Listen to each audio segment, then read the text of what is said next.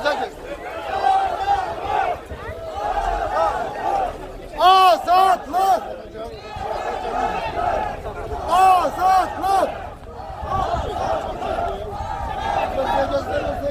Gözleyin, gözleyin. Azatlık!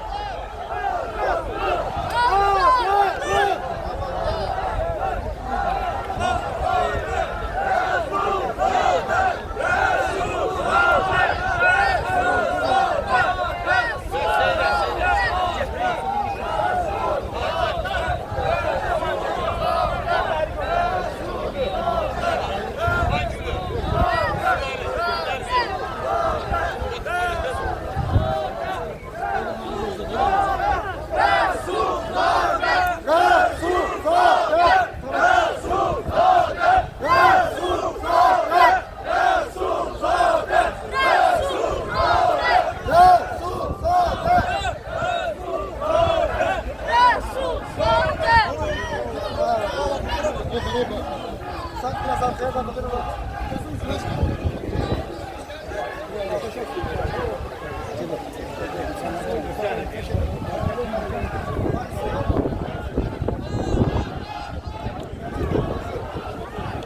Ebo. Materla, buraya kadar çalışmışsın. Necə sağdan Çık gel Ebo. belə. Ebo. Çık gel.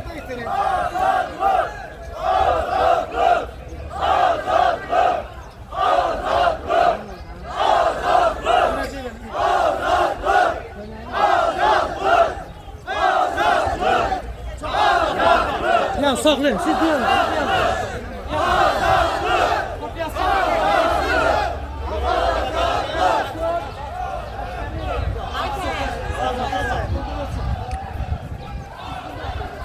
Gel bu tarafa da çık, gel buraya.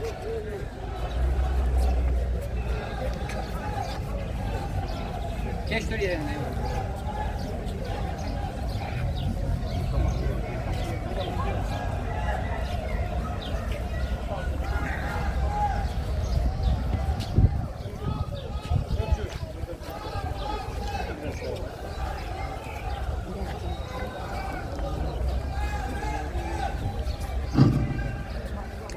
Hala.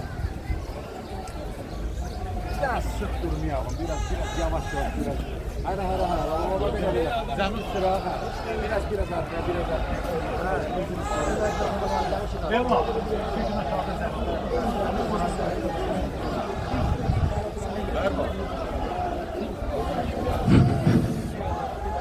Bir.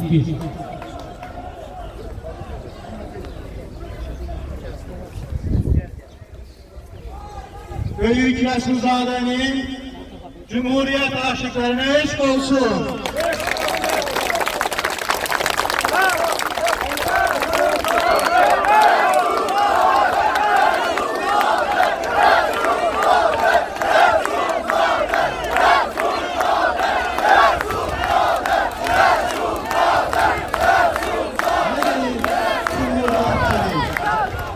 Cumhuriyetçilik az demir, kara demir, sarı demir, gözün yaşıldı demir, konurdu demir, kadınsan demir, kişisen demir.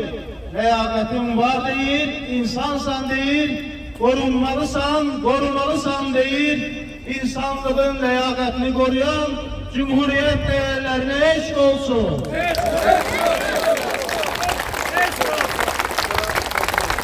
Bugün bütün regionumuzu bir demokratiya çalkantısı götürüyor. Komşu ölkəlerde seçkilerdi, demokratik mübarizelerdi.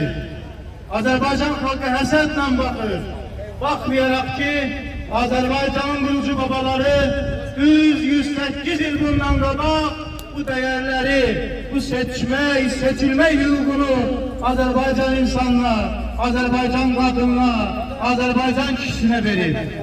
Buna göre de bizim için en önemli olan mesele Respublika değerleridir, Resulzade değerleridir ve o değerleri taşıyan çok kıymetli insanlarımız, siyasetçilerimiz, jurnalistlerimizdir.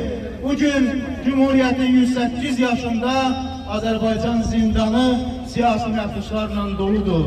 Siyasi liderlər həbsdədir. Rəqabət imkanları yoxdur. Və bugün Azərbaycan insanı, fədakar Azərbaycan insanı bu meydana toplaşmaqla Rəsulzadə dəyərlərinə, bu bayrama, bu Respublika şənliyinə, Respublika törəninə özünün ən möhtəşəm qiymətini verib. Eşq olsun bura toplaşan insanlara.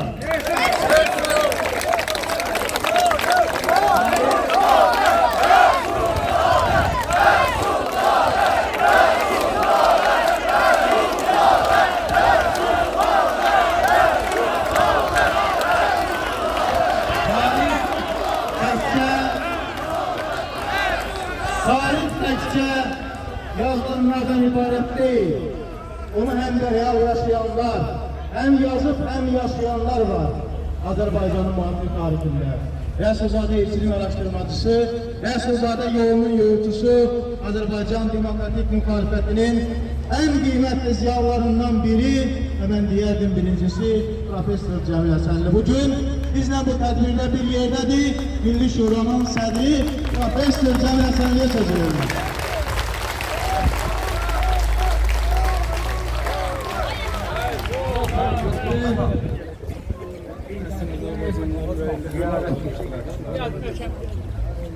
Cumhuriyet bir sevdadır.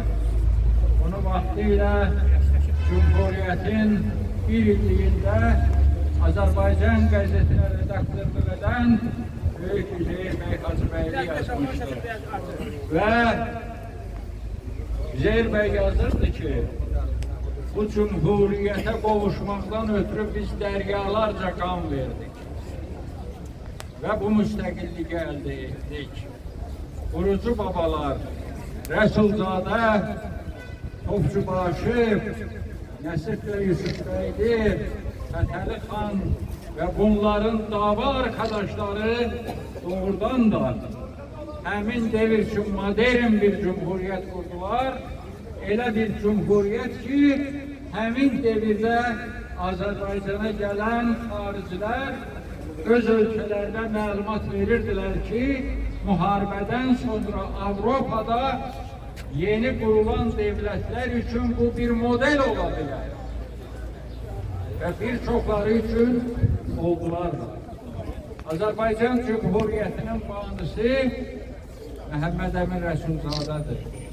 Bu günləri biz bura yalnız Məhəmməd Əmin Rəsulzadənin abidəsiyle değil, onun ruhu ile görüşe gelmişik. Sözün tam mənasında Azerbaycan tarixinin, çağdaş Azerbaycan tarixinin ziyaretine gelmişik. Ve bu günləri bu meydanda Cumhuriyetçiler iki deməli portret kaldırıblar.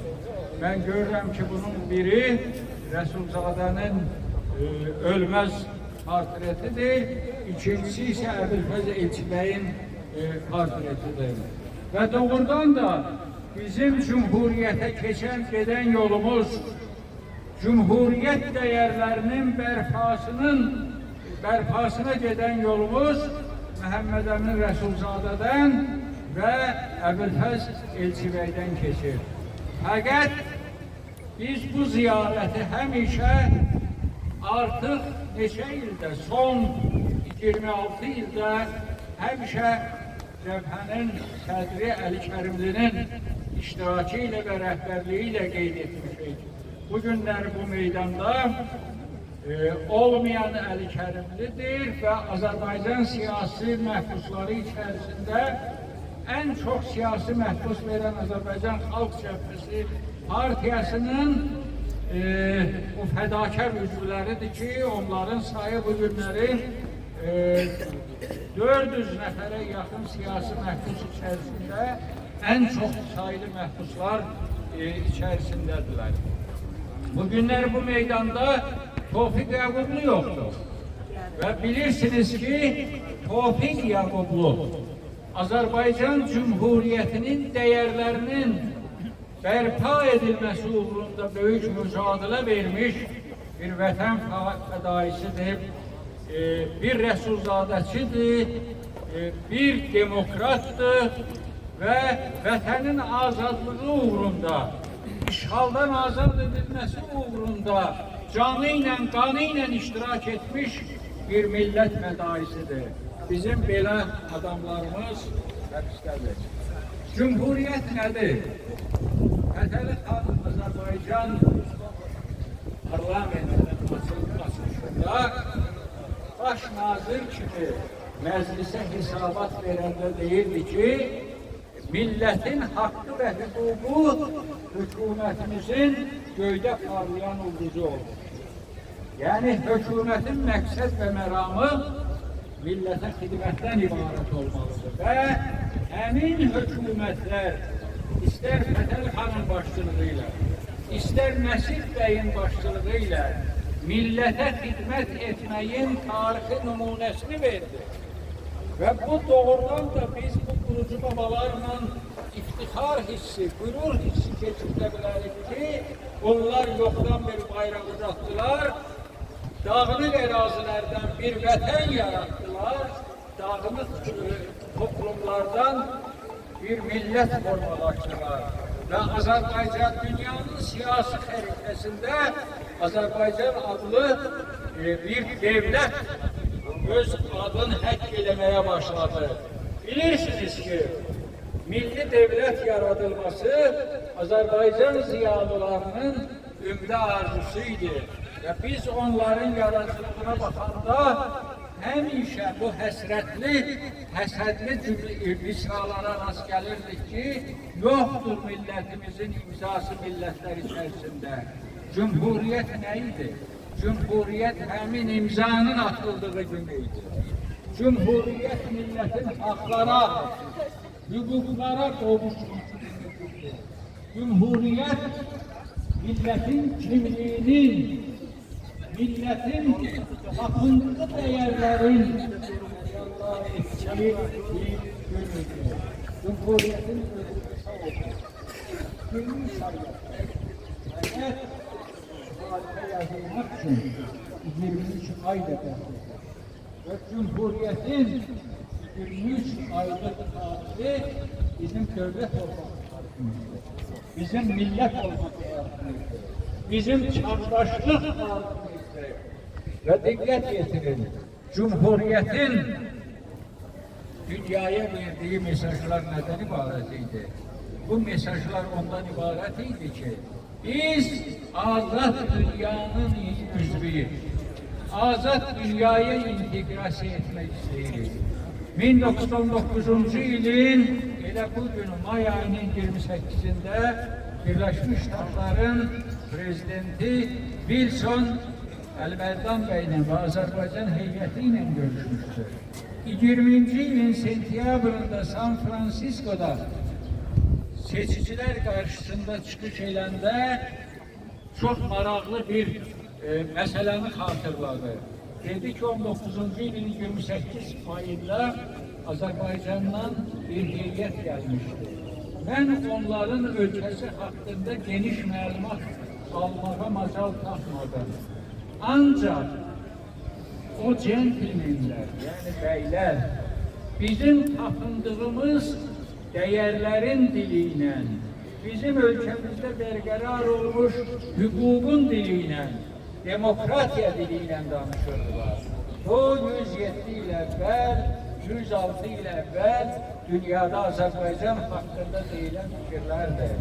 Ve təəssüflər olsun ki, bu günləri hansı korrupsiya, hansı yolsuzluq, hansı çirkli işlerin üstü asılırsa oradan Azerbaycan çıkır.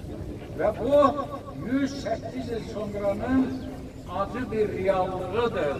O zaman Cumhuriyet örnek hesap edilirdi, demokratiya örneği hesap edilirdi, milletin iradesine dayanan devletin numunesi hesap edilirdi.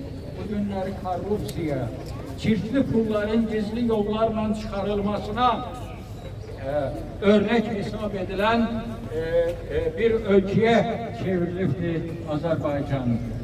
Bu günləri mən bir neçə kəlmə Əli Kərimli barədə demək istəyirəm və xüsusilə demək istəyirəm ki, açıq şəkildə ifadə etmək istəyirəm ki, Əli Kərimli öz siyasi fəaliyyəti devrində Azərbaycan qanunlarını pozan bir yazımdır. Əli Kərimliyə qarşı saxta ittiham qurulubdur. Axı bu necə dövlət çevrilişidir ki, onun əsas koordinatoru, təşkilatçısı oturur villasında, oturur evində, laf istintaqın iddiası ilə desək ki, Əli Kərimli burada bir yardımcı rol oynayıb, necə olur əsas təşkilatçısı villasında oturur, amma Əli Kərimli deyək ki, dövlət təhlükəsizlik Məclisxanasında. Bu istintaq işi tamamilə saxtadır. Əli Kərimli heç bir dövlət çevrilişi ilə, nə bilim, konstitusyon quruluşun zor gücünə devrilməsi ilə məşğul olmayıb. Artıq doğrudan da biz sayıqla itirmişik ki, Azərbaycan hüquq mühafizə orqanları neçənci dəfə də Əli Kərimlini dövlət çevrilişində ittiham edirlər. Biz 2005-ci ildə də bunu eşitmişik. Bu 1994-cü ildə də bunu eşitmişik. Biz 2011-ci ildə də bunu eşitmişik. Bunlardan hadisələri olanda da biz bunu eşitmişik. Gülənçilik qiyamı Türkiyədə olanda da biz bunu eşitmişik. Nə bilim, rəhmətlik Gözəl xanım həbs olunanda da güya xaricdən Azərbaycanın konstitusyon quruluşunu devirmək üçün gizli yollarla pul gətirilib ittihamında da biz bunu eşitmişik və Rusiyadan güya hansısa gizli yollarla maliyyə vəsaiti gətirəndə də biz bunu eşitmişik. Gerçək qaçaqmalçılar ayrı adamlardır. Azərbaycanın milyonların, milyardların egzotik offshor adalarındaki hesablardan dolandıranlardır. Gizli hesablara yatıranlardır.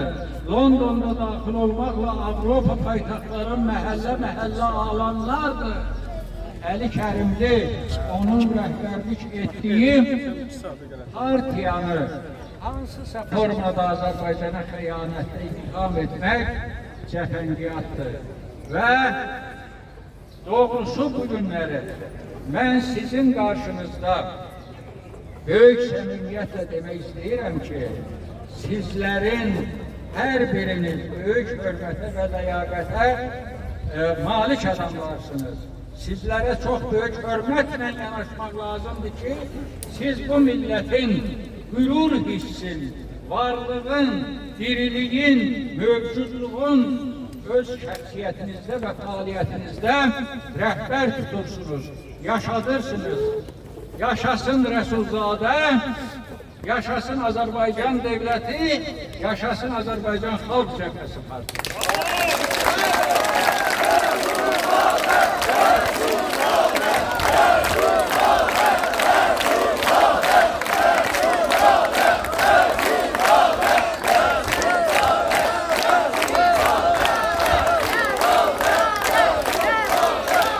Çok sağ olun canım. Sizin kimi tarixi bilən, tarixin gedişatını bilən, dəyərli, dünya səviyyəli bir alimin dilindən bu sözləri işitmək çox xoşdur. Eşq olsun Cəmil müəllimə. Var olun canım.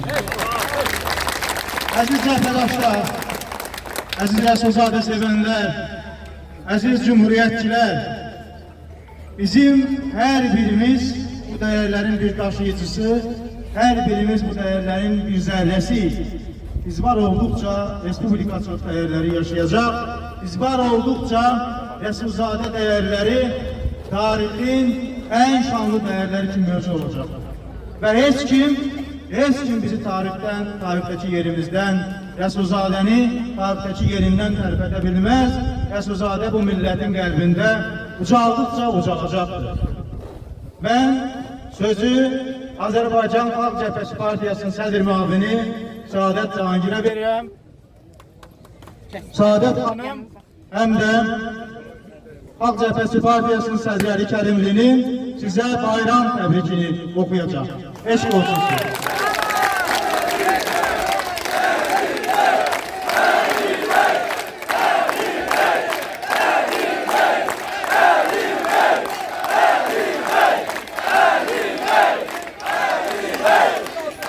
Bayramın bayramı mübarək olsun.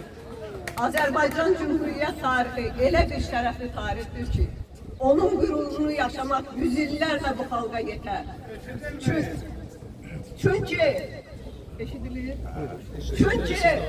Cümhuriyyətə olan sevgi, azadlığa, istiqlala, bayrağa olan sevgidir. Cümhuriyyət sevgisi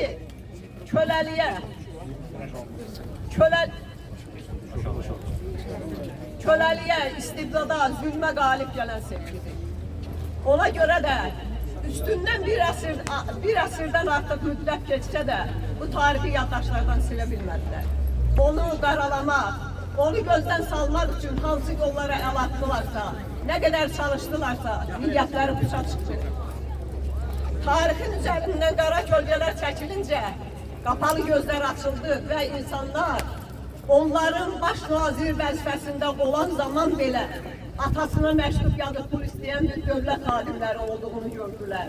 Gördülər ki, o öz cümhuriyyət sevgisini öz həyatları bahasına bir bayrağa çəkib göylərə qaldıran Topçubaş o kimi, Fətəli xan Poez kimi, Nəsib bəy kimi cümhuriyyət xadimləri olub.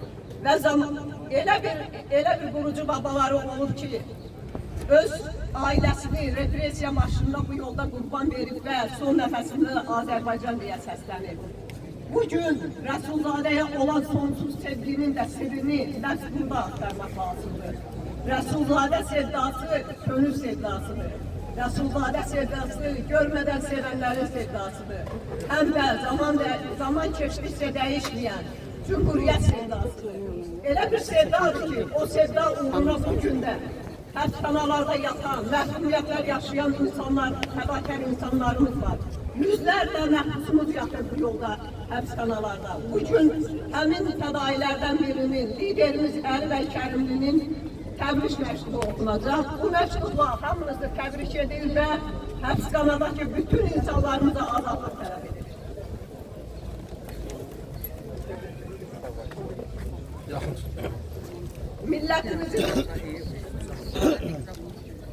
Millətimizin ən böyük və ən möhtəşəm bayramı olan İstiqlal və Cümhuriyyət günü münasibəti ilə hər birinizi ürəkdən təbrik edirəm. Ən ağır şərtlər altında dağılıq bir ərazidə Azərbaycan dövlətini, o dövrün tələblərinə görə ən mütərəqqi bir respublikanı quraraq gələcək nəsillərə miras qoymuş qurucu babalarımızı, başda gerçək milli liderimiz Rəsulzadə olmaqla milli istiqlalımızın və Cümhuriyyətimizin 108-ci il dönümündə hörmətlə, minnətdarlıqla və rəhmətlə alıram. Çox təəssüf edirəm ki, istiqlalımızın və Cümhuriyyətimizin 108-ci il dönümü Azərbaycanda represiyaların bitdə olduğu, hüquq və azadlıqların, siyasi fəaliyyətin tamamilə məhdudlaşdırıldığı, respublika institutlarının sarsıdıldığı bir dövrə təsadüf edir. Amma bütün bunlara baxmayaraq əminəm ki, xalqımız Rəsulzadə yolundan dönməyəcək. Cümhuriyyət prinsiplərindən vaz keçməyəcək, gərəkən ünvanları gözümüzü qırpmadan verəcək, zəruri fədakarlıqları tərəddüd etmədən göstərəcək, Rəsulzadə yolunda Cümhuriyyəti, demokratiyanı yenidən bərqərar edəcək. Böyük milli liderimiz Rəsulzadənin dediyi kimi, ədalət güləşini bir gün parlayacağına qətiyyən şübhə etməyin, əziz həmvətənlər. Çıxışımız sonunda bir daha hamını ürəkdən təbrik edir və Rəsulzadənin özünə əzbər etdiyi, Əli bəyin də daim təkrarladığı misralarla bir daha hamının bayramını təbrik edirəm. İstəsəniz siz də məni qoşularsınız. Sən bizimsən, bizimsən, durduqsa, yaşa,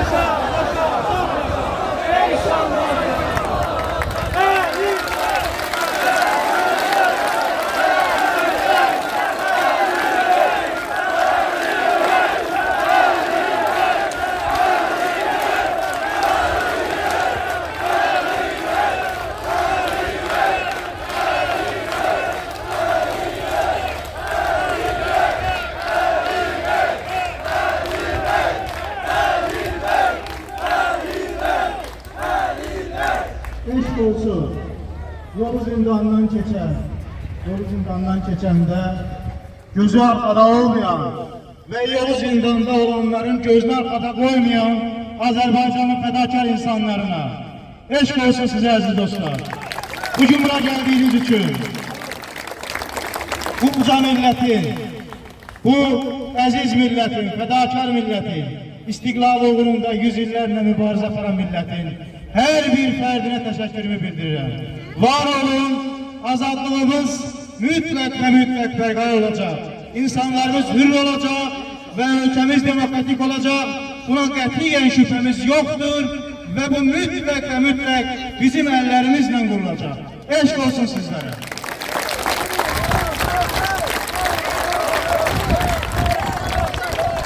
Sonunda hamımız bir ağızdan Resulzade diye kalbimizi geçiyorlar. Resulzade!